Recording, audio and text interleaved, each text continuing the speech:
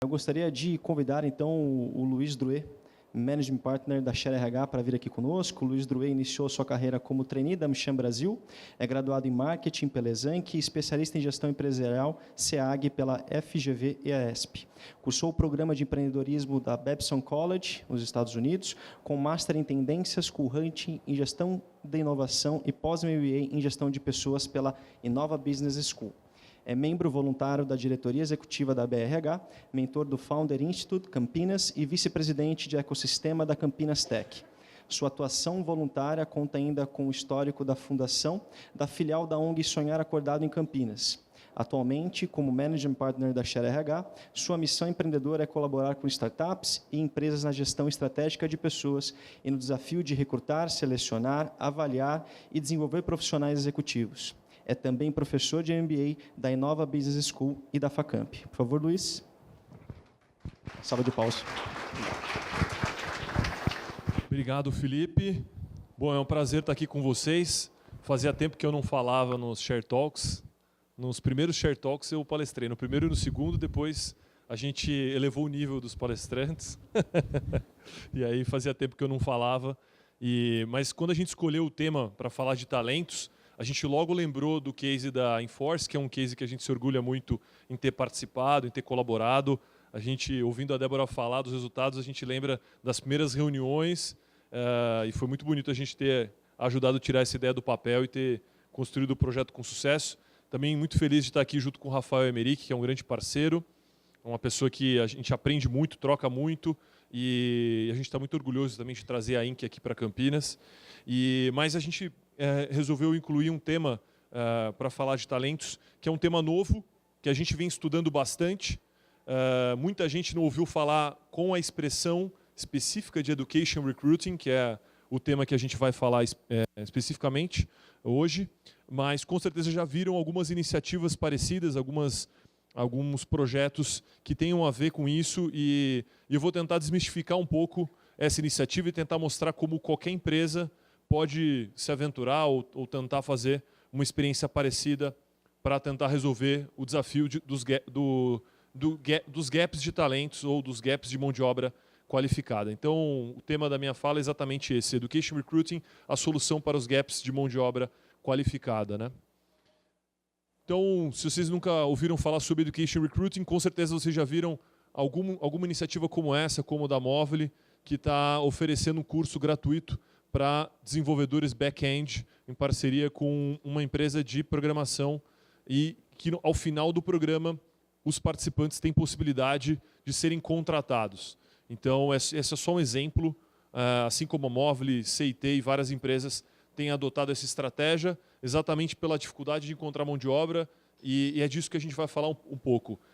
Quando a gente vê essas grandes empresas tomando iniciativas como essa, a gente acha muito legal, a gente acha muito bacana, fica parecendo até uma iniciativa quase de responsabilidade social, e eu acho que tem esse papel social, sim, de uma iniciativa como essa, mas a gente vai hoje explorar esse conceito para entender um pouquinho do que isso tem a ver com uma estratégia de talentos, com uma estratégia de atração de pessoas. Então, esses são os 6 tópicos aqui da minha apresentação, e depois a gente entra para a discussão aqui com vocês. E aí o contexto onde isso está inserido é basicamente esse, ainda que a gente tenha já uma expectativa de recuperação econômica para o próximo ano. O fato é que a gente ainda tem 247 mil desempregados na região metropolitana de Campinas. Recentemente, acho que ontem saiu esse estudo sobre os nenéns, né, que são os jovens que nem estão estudando, nem estão trabalhando. É um preconceito nosso achar que esse pessoal está em casa sem querer fazer nada. Muitas vezes eles estão em atividade informal, que impossibilita que eles tenham um trabalho formal e estudem, mas o fato é que eles não estão se qualificando, não estão se desenvolvendo, não estão numa atividade formal de trabalho, nem se qualificando para o mercado. São mais de 7 milhões de jovens no Brasil. E, ao mesmo tempo, a gente vê grandes empresas, e aqui eu vou citar de novo exemplos de empresas da nossa região, que muito nos orgulham, empresas que estão crescendo muito. Temos aqui a Lilian representando a CIT, CIT oferecendo 84 vagas de emprego, CIT abrindo 100 vagas abertas, Movile com 600 vagas abertas em tecnologia, e essa mesma notícia repercutindo aqui. E muitas dessas posições não são preenchidas. Segunda-feira passada eu estava num evento da Campinas Tech, a abertura da Semana Global do Empreendedorismo. Uma das palestras de abertura foi do Carlos Neto, que é o fundador da Matera, e ele falava da dificuldade de preencher 50 vagas que ele tem aberto e o desafio dele de conseguir resolver essa missão. Então, o cenário que eu estou querendo apresentar para vocês aqui é basicamente esse. Por mais maluco que possa parecer, de um lado a gente tem muita gente precisando de emprego ou querendo trabalhar, e de outro, mesmo num cenário de economia recessiva, como a gente viveu nos últimos anos, ou numa economia retraída, como a gente vive hoje, em recuperação, a gente tem empresas, especialmente de base tecnológica, mas outras empresas também, em diferentes áreas, que têm muita dificuldade, não é pouca, de preencher posições. Né? E por que isso, gente? Basicamente, né, por isso tem a parte de tecnologia tem uma importância muito grande.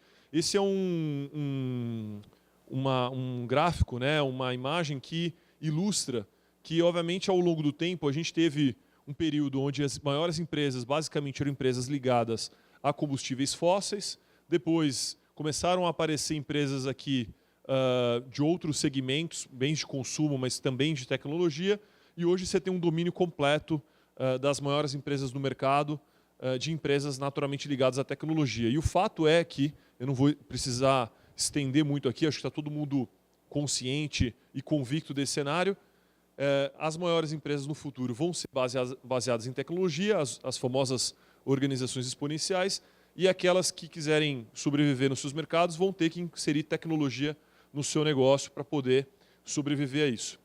E aí a gente começa a se deparar com o seguinte contexto, né? Você tem uma demanda crescente ou exponencial, porque se essas organizações crescem exponencialmente, ainda que elas utilizem tecnologia para crescer, elas demandam de uma velocidade muito grande novos profissionais, tanto para profissões já existentes, mas que passam por um processo de... elas são repaginadas, elas passam por um processo de reformulação. Então, os próprios desenvolvedores, a velocidade com que essas linguagens vêm se atualizando é cada vez mais rápido. Você tem mudanças, por exemplo, gerentes de projetos formados aí em PMI, né, certificados pelo PMI, etc. Hoje tem que aprender de metodologias ágeis e novos modelos de gestão de projetos. A própria área de vendas, que é uma área muito tradicional, vem passando por uma grande transformação com o advento do pré-vendas, do Insight Sales, dos SDRs, novas metodologias, novos modelos. O que isso significa? Que os profissionais que até então estavam acostumados a trabalhar, se eles não se atualizarem, se eles não acompanharem essa evolução, não vão atender necessariamente a expectativa das empresas.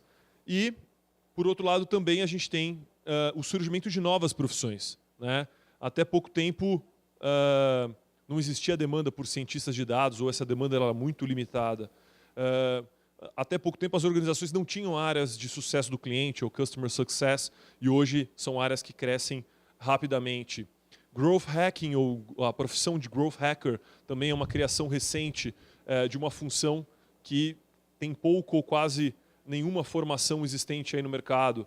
User Experience, UI, até eu estava recentemente numa reunião com uma empresa de tecnologia aqui da nossa região. Ela falava, olha, de cada 10 projetos que a gente vendia até 2 anos atrás, a gente precisava de um profissional focado em experiência do usuário, né, que é o profissional de User Experience, ou UX.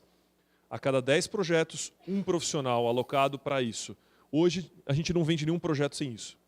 Então, em 2 anos, a demanda multiplicou por 10 desse tipo de profissional. E não é só nessa empresa, são várias outras. E aí a gente olha para o mercado de formação, como o Rafael bem destacou aqui, é um mercado que tem uma velocidade de acompanhar essas mudanças muito menor do que a indústria como um todo, do que o mercado de tecnologia. Então, o grande desafio é exatamente esse descompasso. Você tem uma demanda de mão de obra qualificada em profunda transformação ou esses profissionais eles são formados num volume muito inferior à demanda do mercado, o que naturalmente gera um certo inflacionamento salarial, ou esses profissionais sequer estão sendo formados pelo mercado. Ou seja, se você encontra, é a verdadeira mosca branca e naturalmente, de novo, por demanda do mercado, oferta e demanda, todo mundo estudou economia, isso gera um inflacionamento salarial. Perfeito. Então, nesse contexto, a gente vê universidades públicas com uma certa resistência de mentalidade. Então, a universidade pública foi feita para fazer pesquisa, ok, muito importante, mas uma resistência a entender a demanda do mercado para poder ajustar essa formação e atender a demanda das organizações. Tem um cenário de crise também, do próprio financiamento das universidades públicas, que isso interfere também, porque nesse cenário de restrição orçamentária é um desafio tremendo também investir em novos cursos. O próprio Carlos da matéria estava reclamando, poxa, quando eu estudei na Unicamp, eram 70 formandos de engenharia da computação, e hoje continuam sendo 70 profissionais. A demanda do mercado, na época que ele se formou, era uma, e hoje ela é muitas vezes maior e a oferta é a mesma. Em relação às faculdades particulares, existe um engajamento nesse sentido. Obviamente, são players muito mais espertos ou sagazes em relação ao que o mercado está demandando. Então, você vê, por exemplo, a Facamp, que é uma escola aqui da nossa região, que montou recentemente o curso de Engenharia da Computação, está formando a sua primeira turma, 100% dos alunos já estão empregados, não é que eles estão estagiando, eles estão empregados com salários altíssimos, muito superiores à média dos outros formandos de outros cursos. Mesmo assim, quando eles abrem turma, o número de candidatos inscritos não é tão grande quanto se espera. Ou seja, tem um desafio tanto de formação da educação básica, para que a gente tenha cada vez mais pessoas que tenham esse talento, essa vocação, essa aptidão, que queiram desenvolver carreira nessa área de engenharia, que a gente sabe que não é uma graduação simples, como também trabalhar o próprio interesse do jovem profissional, para que ele tenha conhecimento dessas oportunidades e possa, obviamente, aproveitar as oportunidades que o mercado apresenta. Agora, o grande desafio qual é? Isso daqui não muda rapidamente, certo? Então, não dá para ir lá para fora, ou, no caso das empresas de base nacional, ir lá para o headquarter aqui no Brasil também e falar, olha, fica tranquilo, a gente vai trabalhar aqui, daqui a uns 15 anos, quem sabe a gente resolve. Não dá para fazer isso. Então, eu acho que assim, a gente precisa trabalhar, e a Campinas Tech é uma organização aqui na região que está se propondo a trabalhar isso no longo prazo, porque isso interfere muito na competitividade. O próprio Carlos Neto, mais uma vez citando ele da matéria, falou, olha, eu acabei de abrir 20 posições, não vou me lembrar agora a cidade, uma cidade do Espírito Santo, sem nenhuma, com todo respeito, sem nenhuma tradição tecnológica, como Campinas tem. Falou, a gente abriu 20 posições lá porque parece que abriu um curso, formaram pessoal, tinha mão de obra qualificada razoável, a gente montou um escritório lá para poder absorver essa mão de obra. Essas 20 posições poderiam ter sido abertas em Campinas, se a gente tivesse a convicção de que a gente preencheria essas vagas. Mas não, essa perspectiva não existe, pelo menos no curto prazo. De fato, Campinas foi, ao longo do tempo, escolhida por muitas multinacionais e grandes empresas, e até hoje muitas empresas continuam aqui por ser um grande celeiro de talentos. O fato é que a gente está chegando no esgotamento da capacidade do que é formado em termos de talentos versus a demanda dessas empresas que, felizmente, têm crescido muito. Você está aí para um exemplo, a Enforce, que há 2 anos não existia e hoje está aí crescendo e contratando também profissionais na área de tecnologia. Então, o desafio está posto. Existem algumas alternativas também nesse sentido. Lá fora, isso é um desafio global, pessoal. Não só, obviamente, eu estou olhando muito para a região aqui, para o Brasil, mas mesmo lá fora, exatamente pelo momento em que a gente está vivendo, com essas organizações crescendo nessa velocidade e a mudança, isso tem desafiado também outros ecossistemas, outros mercados, outros países, e aí começam a surgir iniciativas, né, como os MOOCs, que são Massive Open Online Courses, ou seja, cursos abertos e gratuitos, muitas vezes, ou com algum investimento muito acessível, mas que formam muita gente utilizando educação à distância, e aí vocês já devem ouvido falar algumas dessas empresas. Muitas delas foram formadas exatamente por parcerias Google com Stanford, Facebook e Apple, percebendo o desafio no Vale do Silício, começam a desenvolver iniciativas que hoje estão formando profissionais no mundo inteiro. Qual que é o grande desafio? Eles ajudam a resolver parte do problema, mas tem um desafio exatamente pela escala de personalização. Nem sempre esses cursos vão resolver exatamente a necessidade que a empresa tem em termos de formação. Obviamente, relacionamento com universidades e faculdades ajuda. Ter uma marca empregadora forte é sempre um diferencial para atrair os melhores talentos. Tem empresas começando a utilizar o conceito de inbound marketing para recrutamento, então que vai muito além de você só estabelecer um bom relacionamento com o candidato, mas é como eu alimento esse candidato com conteúdo antes mesmo dele se transformar num potencial candidato para uma vaga que eu venho trabalhando. E, obviamente, tem o desafio de você entrar até na própria guerra salarial, vou pagar mais porque eu tenho essa urgência, que a gente sabe que muitas vezes acaba sendo recurso, mas também não se sustenta ao longo do tempo, porque isso, obviamente, tem um impacto muito grande nos orçamentos das operações. E o Education Recruiting ele vem como uma alternativa para isso. Não é algo totalmente novo, tem empresas que fazem isso há muito tempo, o próprio modelo do ensino dual alemão é muito forte. Quem já conheceu o Humboldt aqui em São Paulo, que segue exatamente esse modelo do ensino dual, vai entender que, na verdade, não tem nada de muito novo nesse processo, mas ele ganha força e, obviamente, com todos esses cenários que eu comentei, vem se modernizando também.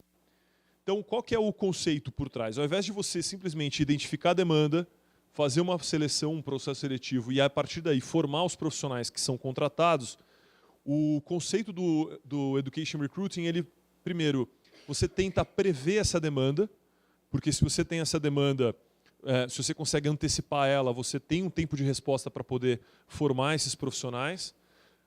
Em geral, o programa ele parte de uma pré-seleção ou de uma divulgação que te permite pré-selecionar os alunos de maior potencial ou mais alinhados ao seu objetivo em termos de contratação. Tá? Você desenha ali, obviamente, um programa de formação para essas pessoas que vão participar ali daquele processo e, ao final desse ciclo, você faz a sua seleção final. Tá?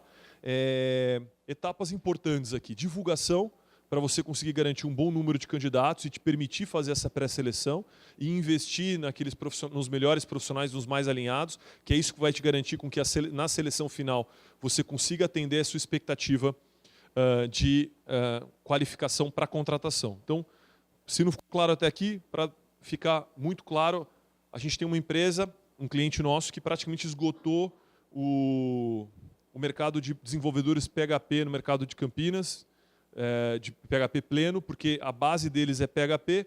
Os novos desenvolvedores não gostam muito de programar em PHP, porque acham uma linguagem um pouco antiga, gostam de programar em Java, em novas linguagens. E aí a gente está desenhando um programa com eles, onde a gente vai divulgar essa oportunidade, atrair aqui desenvolvedores júnior, que hoje não conseguem preencher as posições que eles têm aberto, porque eles precisam que essas pessoas cheguem já no nível pleno para entrar exatamente entregando aquilo que a operação demanda. Então a gente vai pré-selecionar desenvolvedores júnior, vamos trabalhar com eles, a gente está fechando isso agora, mas provavelmente 2 meses, um trabalho intensivo aqui para acelerar esse desenvolvimento deles, porque ao final do programa, então, eles já vão estar no nível pleno e a gente, junto com essa empresa, vamos selecionar os melhores desenvolvedores para eles poderem ocupar essas posições. Então, esse cliente, ele tem vaga em aberto com a gente desde o início do ano, que tem dificuldade de preencher nível pleno, exatamente porque eu falei, né? Talvez seja uma expressão forte, mas basicamente ele esgotou o que existe de desenvolvedor pleno. Os que existem, para se movimentar, estão exigindo um salário muito alto, que acaba esbarrando com o nível sênior, e aí é impossível da empresa absorver, porque traz uma complicação enorme dentro de paridade salarial lá. Então, quais são os modelos, né? Em geral, a empresa ela pode partir para parcerias com universidades, faculdades e instituições de ensino. Tem muita instituição se abrindo para esse tipo de parceria, onde a empresa traz a sua demanda, o seu perfil técnico, aquilo que ela precisa, e a universidade se dispõe a moldar cursos e desenhar programas para atender essas necessidades, o que é muito positivo, porque a instituição cumpre o papel dela e a empresa também aproveita essa iniciativa. Mas o desafio aqui é que, muitas vezes, a empresa ela tem uma certa limitação para poder influenciar no desenho do programa. Ela pode dizer o que ela espera do profissional, o que seria ideal para ela, mas no fim do dia a instituição de ensino ela ainda vai ter uma determinada liberdade acadêmica ali para poder desenhar o programa de acordo também com os interesses dela. Ou a empresa pode partir para programas próprios ou compartilhados com outras empresas, e aí sim ela pode desenhar isso exatamente como ela precisa para poder formar os profissionais. Que, já entrando na fase final, o que a gente tem de boas práticas para recomendar hoje para vocês? Primeiro, algumas empresas pulam essa etapa de pré-seleção, né? E a gente entende que ela é muito importante. Porque se você ainda que você queira fazer dessa iniciativa uma iniciativa 100% de responsabilidade social, uma iniciativa inclusiva, ok, defina esse foco, é super importante o respeito, ele pode inclusive contribuir para outras iniciativas de responsabilidade social da empresa, mas, em geral, o perfil que você vai ter no final do seu processo de formação talvez não atenda 100% a sua demanda técnica ali para poder preencher suas posições. Então, se você tem um nível de exigência alto e, muito provavelmente por isso mesmo, não venha preenchendo suas posições, você precisa fazer uma pré-seleção para garantir que o público de entrada está muito alinhado ao que você imagina, para garantir que a formação leve ele exatamente para o patamar que você precisa. Outra sugestão é que se você vai investir tempo para formar tecnicamente esses profissionais, que em geral é o gap que justifica todo esse trabalho, por que não focar também na formação comportamental desse público, né? Se você já tem mapeado a sua cultura, o seu modelo de gestão por competências, por que não aproveitar essa oportunidade para trabalhar essa formação? Uma outra prática importante é levar muito em consideração a experiência de aprendizagem. Como o Rafael falou aqui, hoje a expectativa do aluno é muito elevada em relação ao que você vai proporcionar para ele em termos de experiência. Então, tem que ser algo moderno, uma abordagem interessante, inovadora. E um dos diferenciais, sem dúvida, está na divulgação criativa, você conseguir realmente construir uma reputação forte junto a esse público-alvo para garantir que o seu programa ele tem um bom número de candidatos e você consiga, então, cumprir os seus objetivos dentro dessa iniciativa. Para encerrar, quais são as vantagens? Primeiro, visibilidade e desenvolvimento da marca empregadora. A gente conhece empresas no mercado que formaram profissionais há 10, 15 anos, empresas de consultoria em determinados mercados, que atuam especificamente, por exemplo, na implementação de SAP. Eles fizeram um trabalho muito forte no início da operação deles de formação de mão de obra e até hoje eles são muito respeitados no mercado pela autoridade que eles desenvolveram exatamente por formar profissionais lá atrás. Então, é uma oportunidade para a empresa construir essa reputação. Outra é a oportunidade de você customizar essa formação técnica e comportamental, de novo, de acordo com a expectativa que você tem. Então, nada melhor do que você poder formar através desse programa. Através do programa, você tem uma certa previsibilidade do seu pipeline de talentos. Importante, que eu não mencionei. Um programa desse pode ser uma formação de um dia. Se a sua necessidade, se o gap entre o que você precisa e o que o mercado oferece, ele tem essa diferença tão simples, você pode fazer um programa de Education Recruiting bem concentrado naquilo e vai atender. Se aquilo resolver o seu problema, pode funcionar. Mas tudo vai depender da complexidade da formação do profissional. E aí, você tendo uma previsibilidade da sua demanda, você consegue, através disso, saber exatamente quantos programas você precisa fazer ao longo do ano para atender a demanda de crescimento da empresa. Mas, em hipótese alguma, né, o que a gente quer evitar é que empresas deixem de crescer ou que direcionem crescimento para outros mercados simplesmente porque não encontram mão de obra para alimentar esse crescimento. Tem a oportunidade de você conviver também e acompanhar esse profissional ao longo do ciclo de formação, também gera uma oportunidade para que essa seleção ela seja mais precisa, ela tenha mais acuracidade, né? Costumo dizer que nenhuma seleção, na verdade, a melhor seleção é a convivência. Se a gente pudesse, a gente convivia com os nossos candidatos uns 6 meses, assim, e aí depois a gente decidia se a gente queria contratar com eles, né?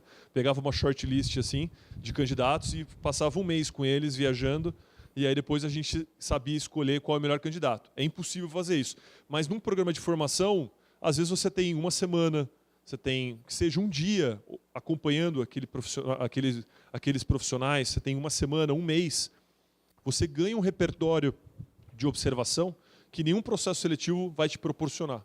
E aí você fica muito mais fácil de poder saber, eventualmente, quem está realmente interessado na oportunidade, quem está mais pronto para o desafio e assim por diante. E o que é interessante, e a gente vê de forma muito positiva, é que, diferentemente de quando você contrata necessariamente todos os profissionais e depois treina eles dentro de casa, a grande diferença do Education Recruiting é que você só vai contratar os melhores. E aí a pergunta inevitável é, aí o pessoal que eu formei e eu não contratei, eles podem entrar num pipeline de contratação futura, mas eles também vão, naturalmente, alimentar o mercado.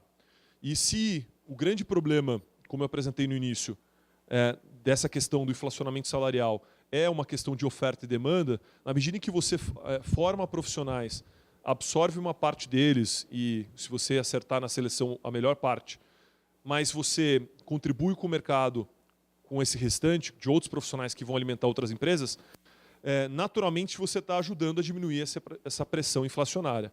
Então, os candidatos, naturalmente, eles vão diminuir a pedida, vai ser menos uma guerra salarial e vai ser mais uma disputa por propósito, por projeto, por coisas que realmente façam sentido e que atraiam os melhores profissionais. Então, era isso que eu queria compartilhar com vocês. É um conceito novo, a gente espera que ele cresça bastante, a gente acredita nisso, a gente tem experimentado isso com alguns clientes e eu espero depois no painel aqui poder esclarecer algumas dúvidas e se alguém quiser depois também marcar um café, vai ser um prazer poder conversar um pouquinho mais sobre tudo isso que a gente vem estudando bastante, vem aprendendo a respeito do Education Recruiting. Obrigado.